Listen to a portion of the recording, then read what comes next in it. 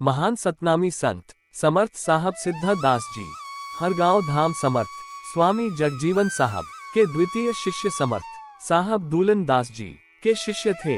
सिद्धा दास साहब का नित्य का नियम था कि वे सुबह सवेरे अपने स्थान से चलकर धर्मेधाम अपने सद्गुरु समर्थ साहब दूलन दास जी की सेवा करने जाया करते थे।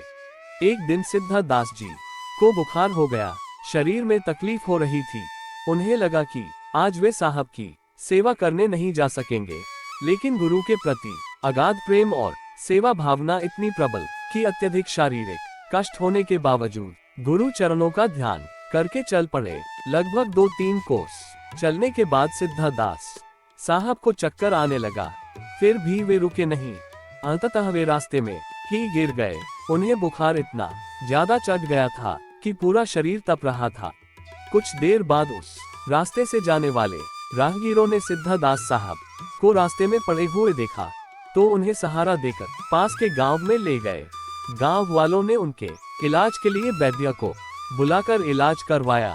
वैद्य जी ने दवा देते हुए कहा, घबराने की बात नहीं है, बुखार ज्यादा होने की वजह से चक्कर आ गया, जल्द ही ठीक हो जाएंगे। शाम को जब सिद्धा दास साहब को होश आया तो खुद को बीमार अवस्था में पाकर विचलित हो उठे। लोगों के मना करने के बाद भी वहां से ये कहते हुए चल पड़े कि आज मेरे साहब की सेवा कौन किया होगा। जैसे तैसे धर्मेधाम पहुंचे। दूलन दास साहब ने जब सिद्धा दास को देखा तो आश्चर्य में पड़ गए और सोचा कि अभी थोड़ी देर पहले तो सिद्धा दास यहाँ से गए थे और अभी फिर क्यों वापस लौट आए। लेकिन जब सिद्धा दास साहब दूलनदास जी के पास पहुंचे तो उनके पैरों पर गिरकर फूट फूट कर रोने लगे और कहा कि मुझे क्षमा कीजिए प्रभु, आज मैं आपकी सेवा नहीं कर सका। तब दूलनदास जी ने कहा, क्या कह रहे हो, अभी थोड़ी देर पहले तो आप यहाँ से गए थे, सारा कार्य आपने ही तो किया था। और वहाँ पर उपस्थित लोगों ने भी दूलनदास साहब की बात की पुष्टि की। तब सिद्धा दास साहब ने शुरू से लेकर अपनी आप बीती सुनाई, जिसे सुनकर सभी लोग आश्चर्य में पड़ गए।